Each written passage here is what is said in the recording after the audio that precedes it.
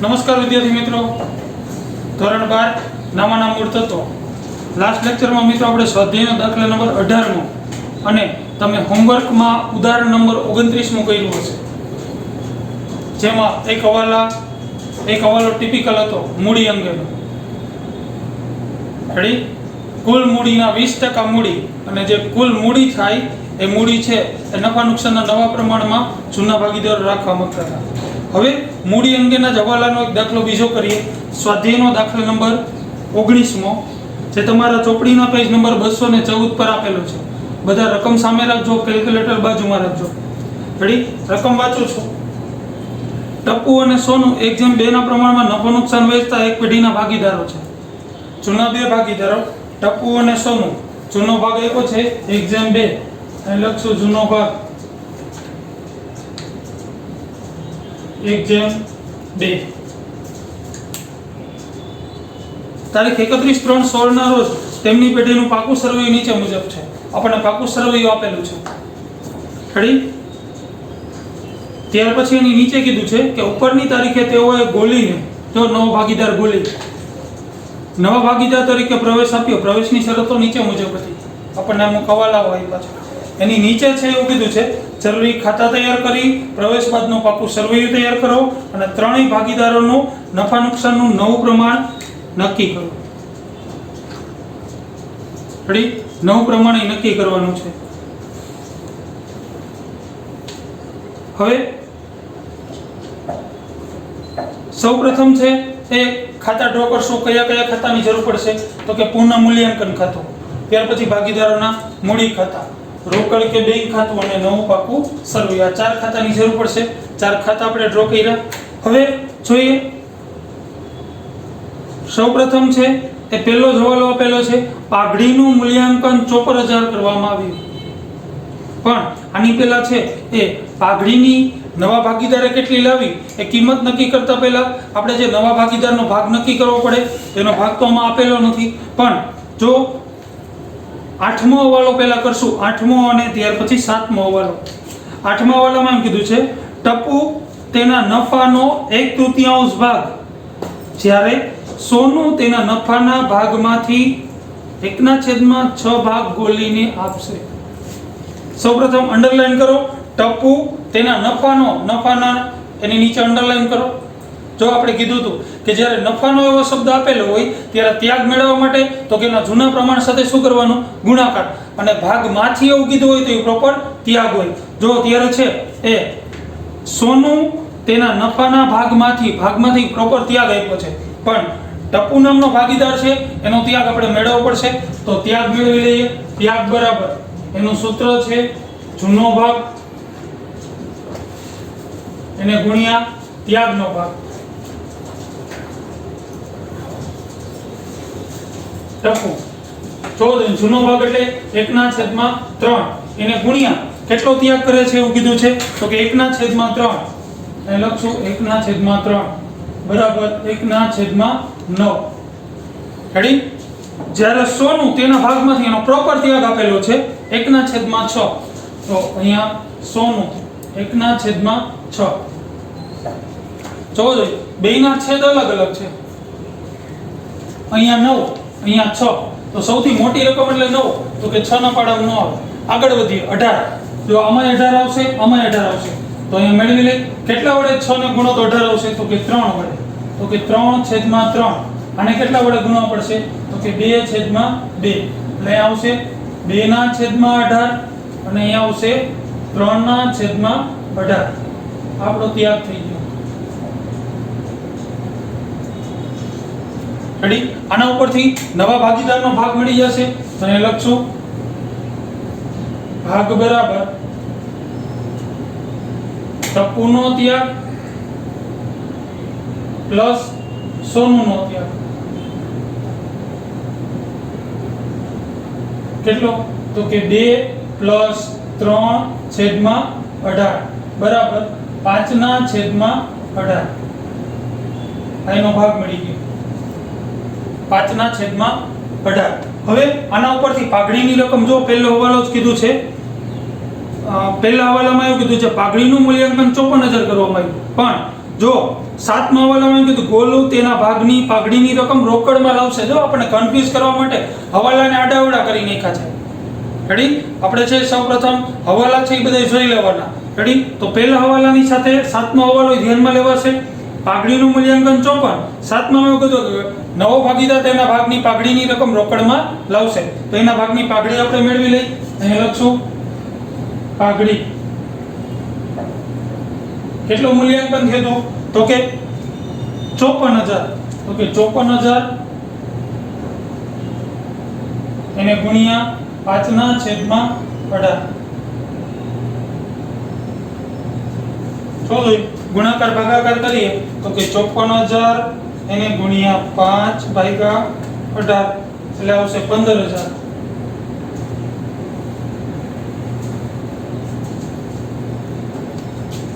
Ready? આ 15,000 રૂપિયા પેલા તો એવું કીધું છે રોકડમાં લાવશે એટલે રોકડ ખાતામાં અસર આપીએ. અહીં લખશું પાઘડીના પ્રીમિયમ ખાતે. પાઘડીના પ્રીમિયમ ખાતે કેટલા લઈ આવશે તો કે 15,000 રૂપિયા. હવે આ રકમ છે તો જૂના ભાગીદારો એમણે કરેલ ત્યાગના પ્રમાણમાં શું કરી લેશે? વહેંચી લેશે. રેડી? ત્યાગનું પ્રમાણ 2:3. તો 15,000 ને છે 2:3 માં વહેંચી દઈએ. અહીંયા લખીએ પાઘડીના પ્રીમિયમ ખાતે. પાઘડીના પ્રીમિયમ ખાતે 15,000 એને ગુણ્યા 2/5 એટલે આવશે 6,000. આના 6,000 તો આના 9,000. રેડી? આ જૂના ભાગીદારોએ એમણે કરેલ ત્યાગના પ્રમાણમાં છે એ રકમને શું કરી? વહેંચી લીધી. રેડી? ત્યાર પછીનો હવાલો જોઈ. હવાલા નંબર બીજો.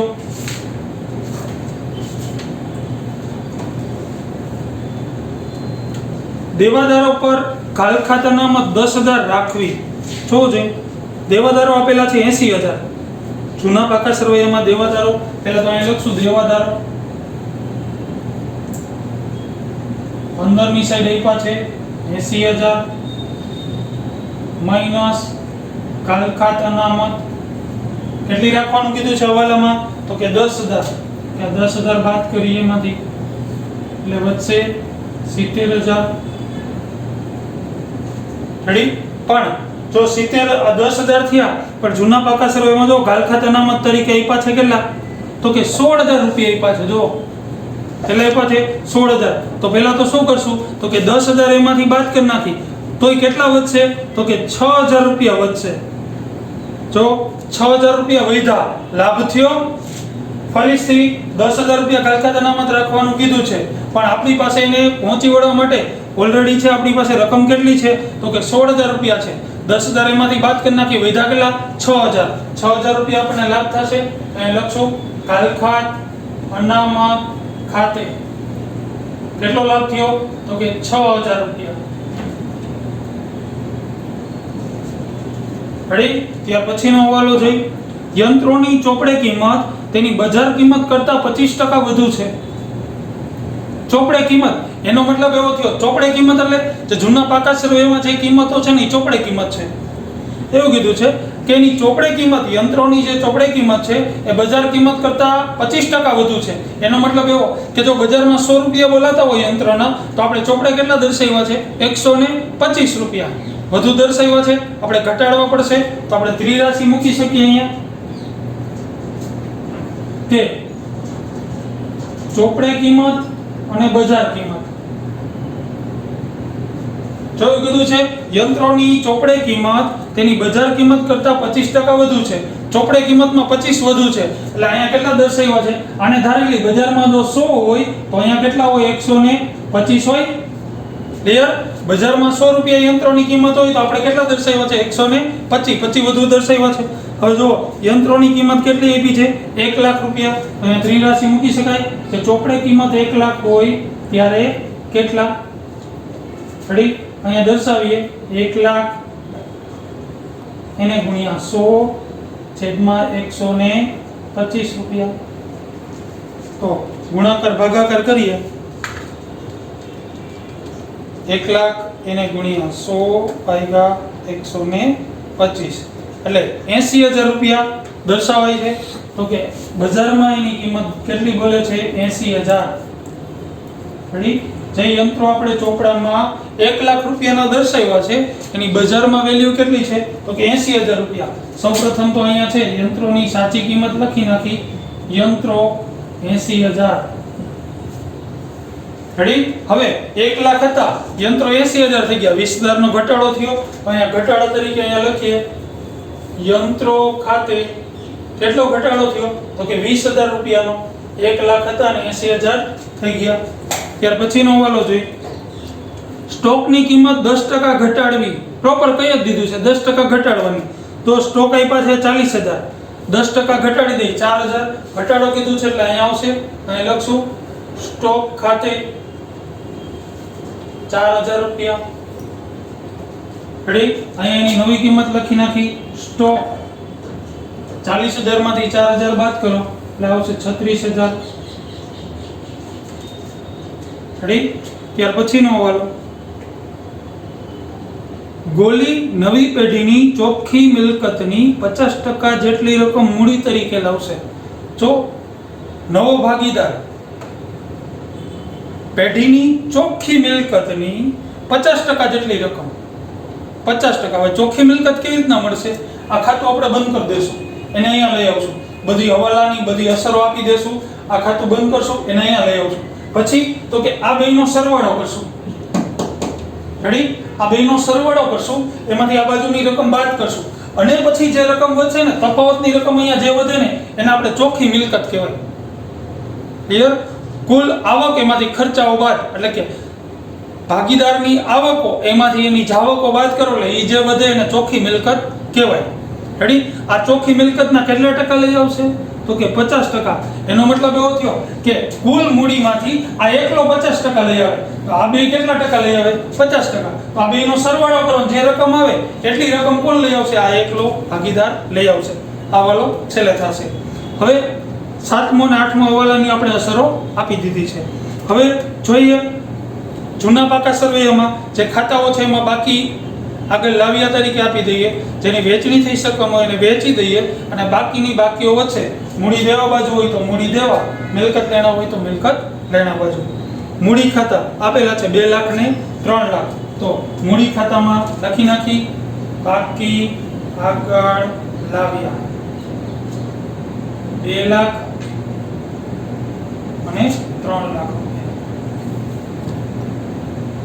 રેડી? ત્યાર પછી નફા નુકસાન ખાતું જોવો જોઈએ.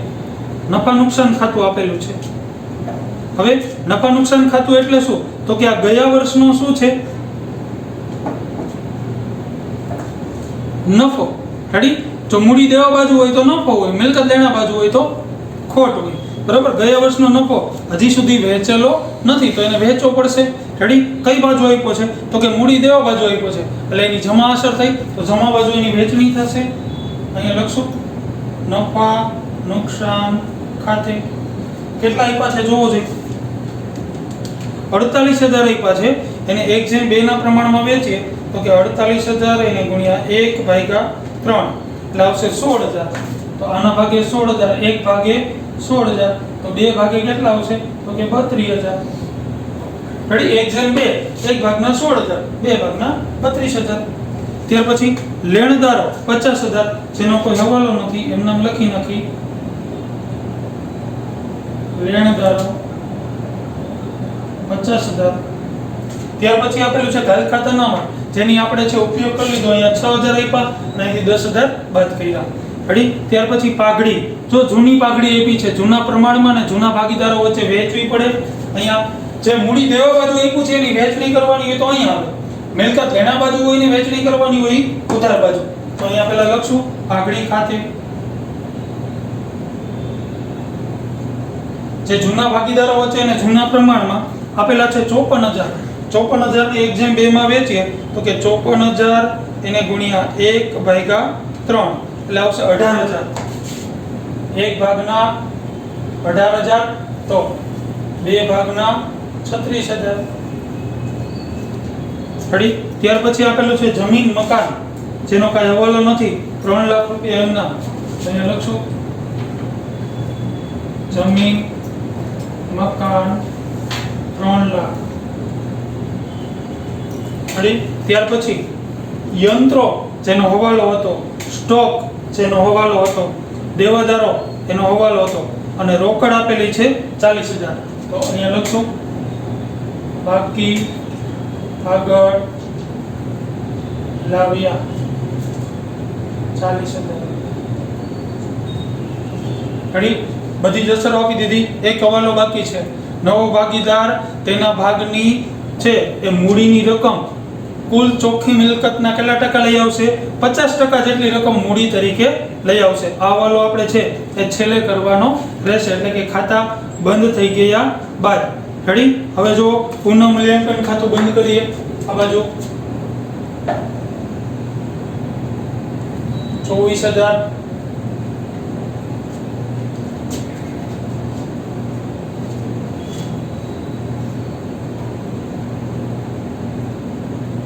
24,000.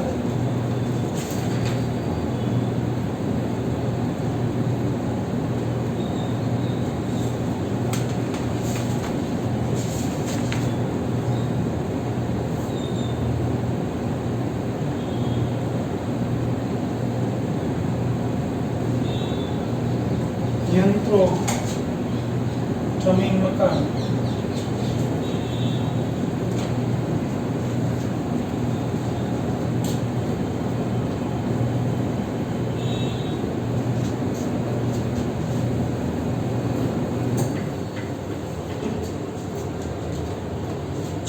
એક હવાલો બાકી રહી ગયો છે. જમીન મકાનની કિંમતમાં 10% વધારો કરો. આપેલા છે 3 લાખ, તો 10% વધારો એટલે 3,30,000. અહીંયા લખશો જમીન મકાન ખાતે 30,000. રેડી? આ હવાલો એક બાકી રહી ગયો હતો જેની અસર આપણે આપી. ત્યાર પછી હવે ટોટલ કરશો, બધા હવાલાની અસર આપી દીધી. અહીંયા આવશે 36,000. આ બાજુ દર્શાવીએ 36,000. 36,000 માંથી 24,000 બાદ કરીએ તો કે 36,000 માઈનસ 24,000 એટલે તફાવત મળશે 12,000 રૂપિયા. જે આ બાજુ તફાવત મેળવો અને કહેશો આપણે નફો. જે જૂના પ્રમાણમાં જૂના ભાગીદારો વચ્ચે 1:2 ના પ્રમાણમાં વેચીએ તો 12 એને ગુણ્યા 1/3 એટલે આવશે 4,000. ટપુ અને સોનું વચ્ચે વેચશું 4,000 તો આના ભાગે આવશે 8,000. રેડી? અને અહીંયા લઈ આવીએ અને લખશો પુનઃ મૂલ્યાંકન ખાતે કેટલા? તો કે 4,000 અને 8,000. રેડી? હવે આપણે છે એ બાકીનો જે એક હવાલો બાકી હતો એ હવાલાની અસરો હવે આપણે આપવાની રહેશે. જો એવું કીધું હતું કે નવો ભાગીદાર ચોખ્ખી મિલકતની 50% રકમ છે એ મૂડી પેટે લઈ આવશે. પહેલા તો ચોખ્ખી મિલકતો આપણે મેળવી પડશે. ચોખ્ખી મિલકતો મળી જાય પછી એની 50% રકમ. રેડી? તો પહેલા આપણે સરવાળો કરશું.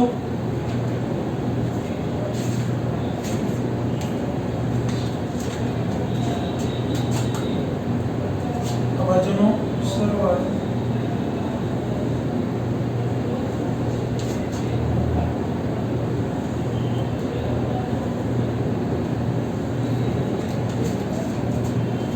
2 લાખ રૂપિયા પ્લસ 6,000 પ્લસ 16,000 પ્લસ 4,000 એટલે આવશે 2,26,000.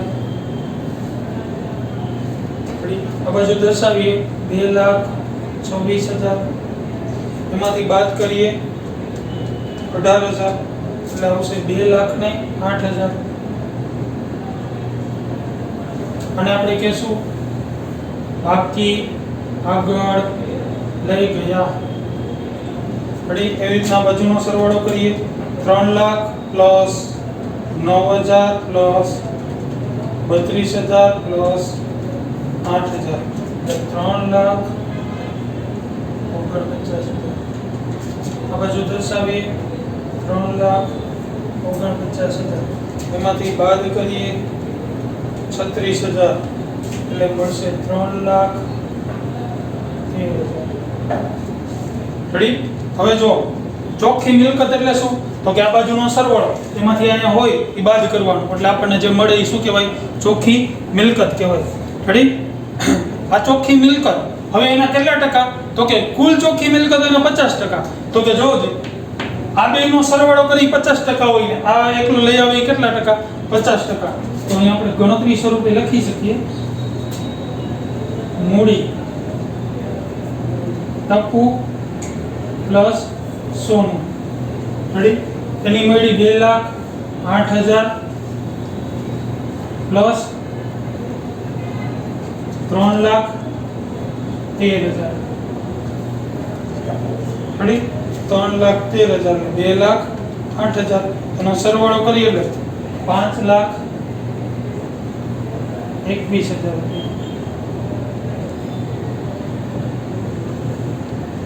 રેડી આ થઈ ગઈ કુલ મૂડી ત્રણેયની મૂડીનો સરવાળો એને કુલ મૂડી કહેવાય કુલ મૂડીમાંથી નવો ભાગીદાર એકલો 50% લઈ આવશે અને ઓલા બે ભાગીદારો 50% લઈ આવશે તો કે આ ત્રણેયનો સરવાળો કરો એટલે કુલ મૂડી થાય તો આ બેનો સરવાળો એ 50% અને બાકીનો એક ભાગીદાર 50% તો કે આ બેનો સરવાળો કર્યો તો કે કેટલી મૂડી લઈ આવશે તો કે 5,21,000 રોકડમાં લઈ આવશે તો અહીંયા પહેલા લખશો ના મૂડી ખાતે કેટલા લઈ આવશે તો કે 5,21,000 રૂપિયા રેડી અહીં લખશો રોકડ ખાતે અને ગોળીના ખાનામાં 5,21,000 રેડી અહીંયા આવશે 5,21,000 અહીંયા પણ સરવાળો આવશે 5,21,000 તફાવતની રકમ અહીંયા આવશે 5,21,000 રેડી અહીંયા ત્રણેયની મૂડી દર્શાવી દઈએ ટપુ સોનું અને ગોલી 2,08,000 3,13,000 અને 5,21,000 યર આ એક જ હવાલો નવો હતો કુલ ચોખ્ખી મિલકતના 50% શું કરવાનું બધા હવાલાની બધી અસર આપી દેવાની અહીંનો નફો કે ખોટ અહીંયા લઈ આવવાનો આ બાજુનો સરવાળો કરવાનો અહીંયા જે બાકી મળે ને જૂના બે ભાગીદારની એ બેનો સરવાળો કરવાનો એ સરવાળો એ નવા ભાગીદારની મૂડી થાય 50% ક્લિયર હવે આ ખાતું બંધ કરીએ 5,21,000 પ્લસ 15,000 પ્લસ 40,000 એટલે આવશે 5,76,000 ફરી આ બાજુ દર્શાવી 5,76,000 તફાવત એટલો જ આવશે 5,76,000 અને આપણે કહેશું બાકી આગળ લઈ ગયા અહીંયા દર્શાવી રોકડ ઓબ્લિક બેંક એટલા તો કે 5,76,000 ફરી હવે કરશું બે બાજુનો સરવાળો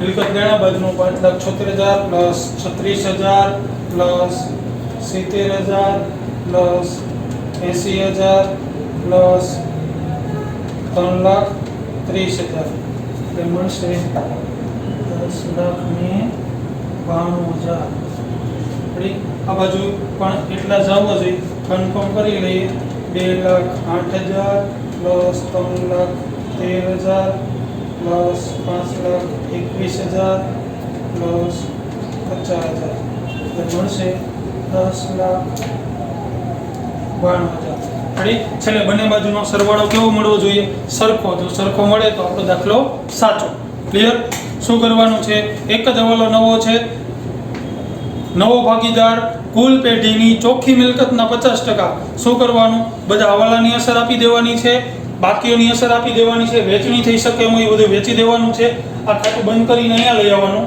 સરવાળો કરવાનો જે તફાવત આ બેનો મળશે એ બેનો શું કરી નાખવાનો સરવાળો એ નવા ભાગીદારની કુલ મૂડી થશે કારણ કે કુલ મૂડી 100% હોય જો આ બેયનો 50% તો આનો એકલાનો 50% છે.